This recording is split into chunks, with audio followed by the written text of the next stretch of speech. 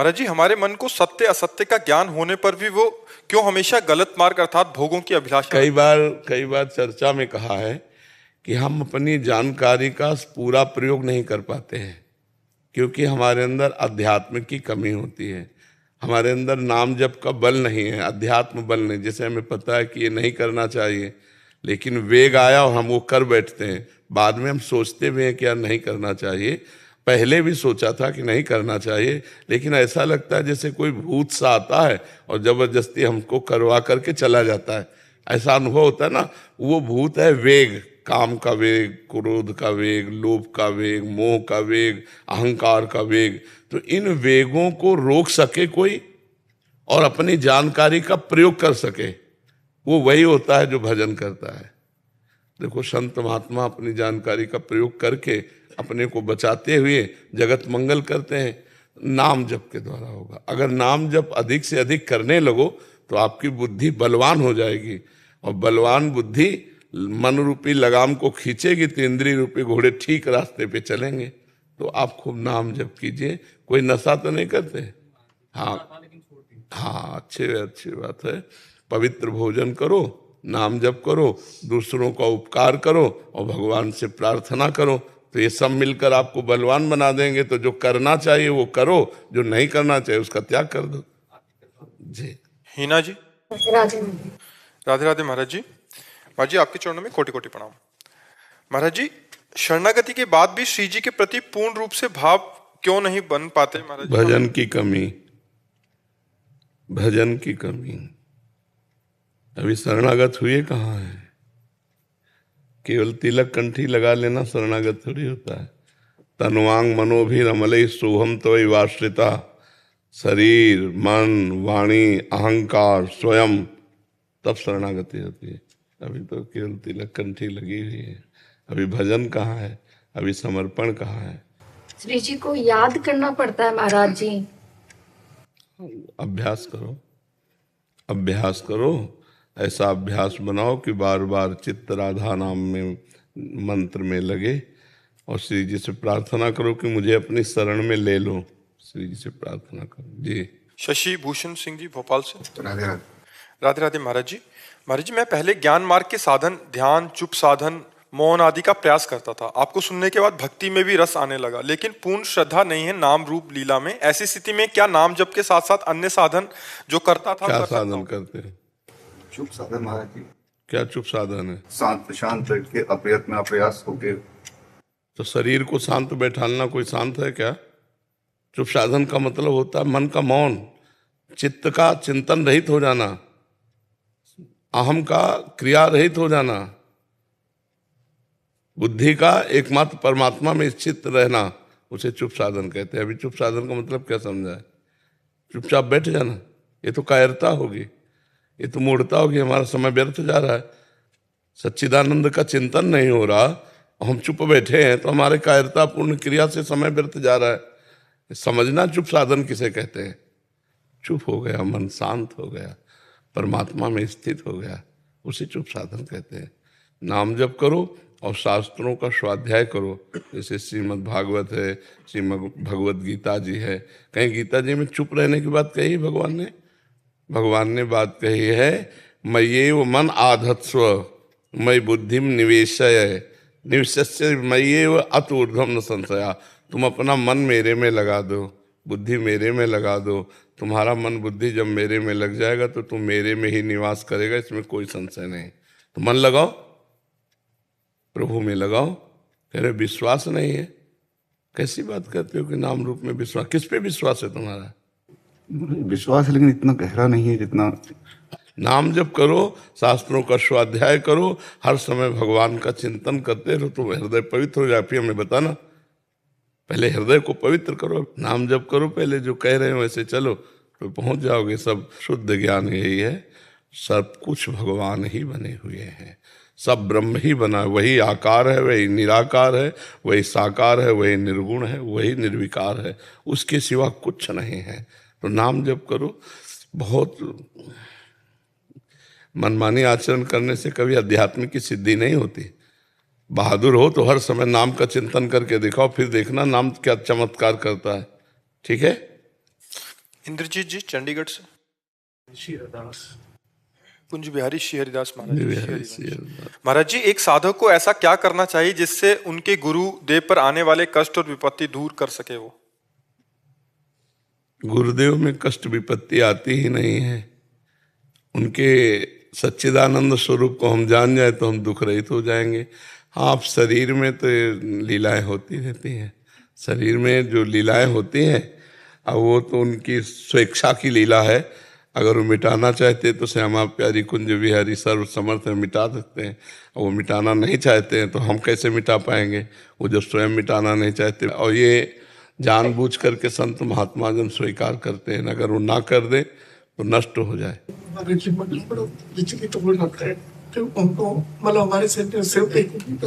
आप चिंता न करो, महापुरुष हैं, सब अपने लीलाएं कर रहे हैं तो और लीला ही है, नहीं तो समर्थ पुरुष हैं, कोई साधारण महात्मा थोड़ी है, समर्थ महात्मा है।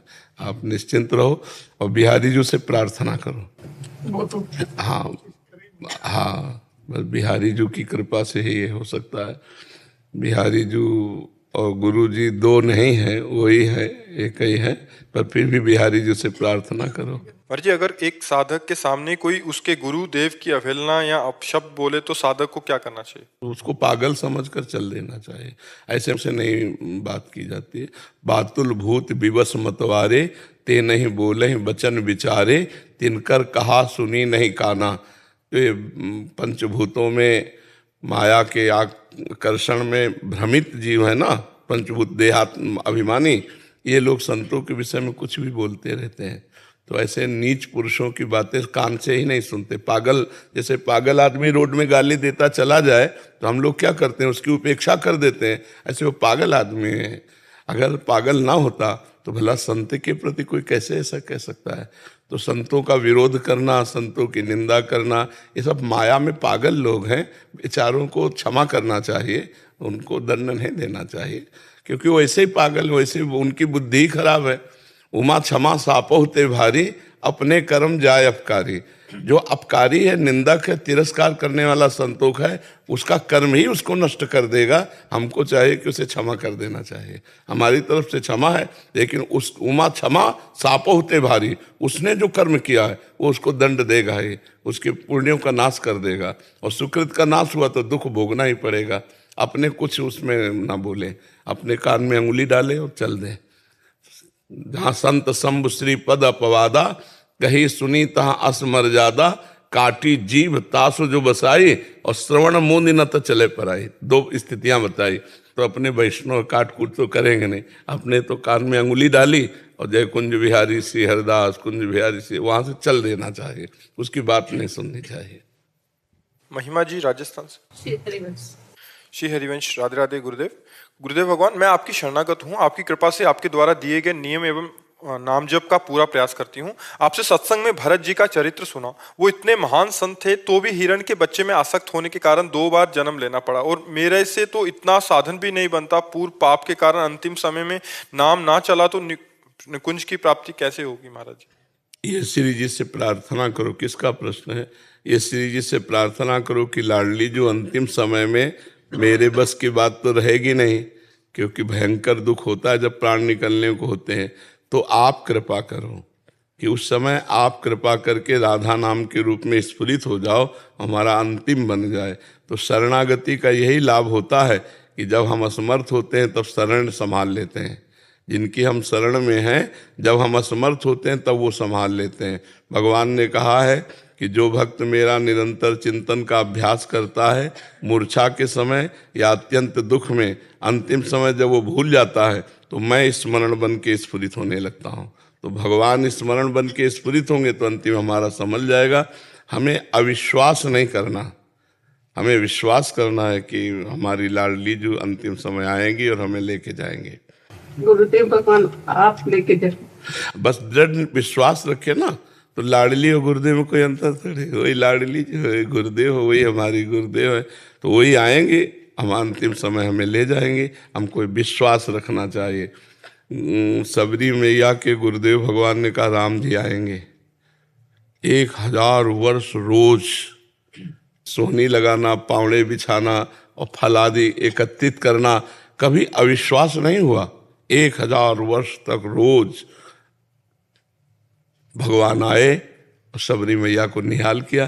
तो हमें विश्वास रखना चाहिए कि हम शरणागत हैं, भगवान अंतिम समय हमारा स्मरण बनेंगे, प्रियाजू अंतिम समय आएंगी और हमें ले जाएंगे, ऐसी भावना करनी चाहिए जी। संध्या जी गाजियाबाद से। राधे राधे। राधे राधे महाराज जी, आपके चरणों में कोटि कोटि नमन। महाराज जी, मेरा प्रश्न है कि जहां भी कहीं भी सभी कभी भी सुनने में आता तो संत जनों का एक ही संदेश मिलता है कि भजन सिमरन करने से ही एकमात्र 84 लाख योनियों के चक्रव्यूह से मुक्ति पाई जा सकती है एवं मोक्ष की प्राप्ति होती है, अतः हमें भजन अथवा ध्यान करना चाहिए। महाराज जी, क्या ये सत्य है? यदि हाँ, तो क्या बिना गुरु दीक्षा अथवा नाम दाम के केवल नाम जप से ही हम जन्म मरण के चक्र से मुक्त हो सकते हैं? कृपया मार्गदर्शन करें। और यदि गुरु बनाना अनिवार्य है तो इतने सभी गुरु एक मोक्ष प्राप्ति के लिए अलग अलग दीक्षा अथवा नाम क्यों देते हैं? ऐसे में सही अथवा गलत गुरु की पहचान कैसे करें? बहुत संशय भरा हुआ किसका है? सबकी तुम्हें चक्कर क्या? तुम किस मार्ग में चलना चाहते हो? रोड तो हमारे भारत में सब बने हुए हैं, लेकिन तुम किस रोड में, किस लक्ष्य में जाना चाहते हो? ज्ञान योग है, सांख्य योग है, अष्टांग योग है, भक्ति योग है, कर्म योग है। तो हर योग के अलग अलग आचार्य हैं, अलग अलग संत हैं, अलग अलग गुरु। आप किस मार्ग में चलना चाहते हो? और सब मार्गों के द्वारा मोक्ष प्राप्त होता है, सब मार्गों के द्वारा प्रेम प्राप्त होता है। तो आप ऐसी अवहेलना ना करें कि इतने सब गुरु हैं, इतने सब ऐसे, ये शुद्ध ये प्रश्न ठीक नहीं है। नाम जप करो, नाम जप करने से भगवान प्रसन्न होंगे, गुरुदेव रूप से मिलेंगे, फिर वो जो मंत्र नाम देंगे उससे भगवत प्राप्ति होगी। ये सिद्धांत है। चाहे शिव बिरंच सम होई, गुरु बिनु भवनिधि तरह न कोई। तो आप उसको प्यार से, आप ऐसे कि इतने गुरु हैं, इतने, मतलब एक ऐसा लगता है जैसे आप एक अवहेलना सी कर रहे हैं संतों की। ऐसा नहीं है। अनेक सिद्धांत है, अनेक मार्ग है, उसको चलाने वाले अनेक गुरु रूप धारण किए हमारे भगवान है। एक ही भगवान अनेक गुरु के रूप में विराजमान है। हमको जहाँ से अच्छा लगे वहाँ से गुरु मंत्र लें और भगवान के मार्ग में चल दें, भगवान की प्राप्ति कर लें। पहले नाम जप करो, भगवान से प्रार्थना करो कि आप मुझे सदगुरुदेव रूप से मिलें, फिर सदगुरुदेव रूप से मिलेंगे तो आगे का मार्ग खुल जाएगा जी। वंदना नागेंद्र जी, महाराज जी दोनों का सेम। वंदना जी का प्रश्न था कि महाराज जी गलत क्रिया व कुसंग के प्रभाव से कई वर्षों तक ब्रह्मचर्य नष्ट किया। मेरी स्थिति इतनी गिर गई है कि मेरी स्मृति बिल्कुल नहीं रही। खाना खा लिया फिर भी स्मृति नहीं रहती, सत्संग सुनने के बाद कुछ याद नहीं रहता। अभी ऐसी स्थिति हो गई कि कोई भागवतिक दिनचर्या नहीं हो रही। इनका भी नागेंद्र जी का कि इतना हो गया कि अभी जो आप बताते हो सारे मेरे अंदर विकार वैसे ही आ चुके हैं, मन व्यथित हो चुका है, उस शारीरिक व्याधियां। अभी तो तुम बच्चा हो, अभी बच्चे, छोटे छोटे बच्चे सब गलत आचरणों में, गलत संग के प्रभाव से। सबसे बड़ा जहर तो मोबाइल हो गया है। जो चाहो सर्च करो, देखो, गंदी बातें देखोगे तो गंदा चिंतन बनेगा, गंदी क्रिया बनेगी और फिर उससे पतन हो जाता है। अब सुधार लो, पहले खान पान सुधारो, देखना सुनना सुधारो। मोबाइल से गंदी बातें मत देखो, गंदे मित्रों का संग मत करो, अपने हाथ से अपने शरीर की कोई गंदी क्रिया मत करो। नियम लेना पड़ेगा। अब उसमें ये तो है नहीं कि कोई औषधि काम करेगी, उसमें तो आपको विवेक पूर्वक अपने आप को संभालना होगा कि जब हमारे अंदर वेग आवे काम का तो हम हस्त मैथुन ना करें, उससे हमारी हानि होगी। तो हानि, जैसे बढ़िया खीर बनी हो और उसमें जहर मिला हो और ये कोई विश्वसनीय बता दे ये भाई इसमें जहर मिला है, तो आप नहीं खा सकते। तो हस्त मैथुन तुम्हें सुखद लगता है पर ये भारी जहर है, ये तुम्हारी जीवनी शक्ति को नष्ट कर देगा, जीने लायक नहीं रखेगा। तो अब देखो वो बच्चे है, ये अपनी अपनी हालत बता रहे हैं। अभी तो बहुत लंबा चौड़ा है महाराज। हाँ, तो वो लंबा चौड़ा पढ़ने की जरूरत नहीं है, पढ़ने की जरूरत नहीं। वो सब बस इतना हम जरूर प्रार्थना करेंगे कि अगर आप सुधरना चाहो तो आप भी सुधर सकते हो, अगर नहीं सुधरना चाहते तो कोई सुधार नहीं सकता। ये बहुत बड़ा हानिकारक विषय है और लोग इस पर ध्यान नहीं दे रहे हैं। नए नए बच्चे, नए नई बच्चियां सब इस गलत मार्ग में चली जा रही हैं। और इसमें सबसे बड़ी समस्या है कि दूसरे की कोई ज़रूरत नहीं है, वो अपना मन बदमाश है ही है। तो हमें लगता है कि कहो 90% 100 में ज्यादा ही होंगे। हाँ, 90% बच्चे तो इसके शिकार है ही हैं। तो इसलिए हमें लगता है आप लोगों को ठीक होना पड़ेगा, आपको अपनी हिम्मत दिखानी पड़ेगी। एक बार आपको नियम लेना होगा कि मर चाहे जाऊं, मैं ये नहीं करूंगा। तो अमर हो जाओगे, मरना क्या, ब्रह्मचर्य रहने वाला मरता थोड़ी, तो अमरत्व की तरफ जाता है। तो आप चाहो बच्चा तो ठीक होने के लक्षण स्वीकार कर लो। राधा राधा नाम जप करो और गंदी बातें छोड़ो बच्चा, हम तो यही प्रार्थना करेंगे। हमारे पास कोई जादू टोना तो है नहीं, अब अपने को संभाल लो। राधा राधा नाम जप करो, पवित्र भोजन करो, 1-2 किलोमीटर दौड़ो और ब्रह्मचर्य से रहो, तो अभी साल 6 महीने में सब पूर्ति हो जाएगी। 6 महीने से हम ब्रह्मचर्य से ही है, पर जो भोजन में है ना, जो रसेंद्रिय, वो हमारी कंट्रोल नहीं हो पा रही महाराज जी।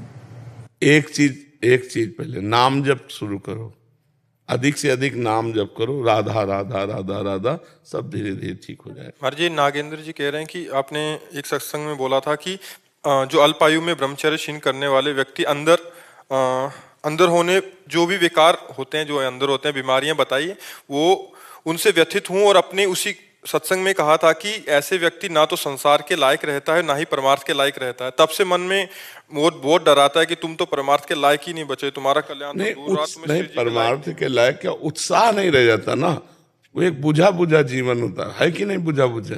इसी दिन आज की तारीख को ही पिछले वर्ष शरणागत हुई थी जी, लेकिन वो बात आ ही नहीं रही है। वो बात तब आएगी जब तुम लाना चाहोगे ना।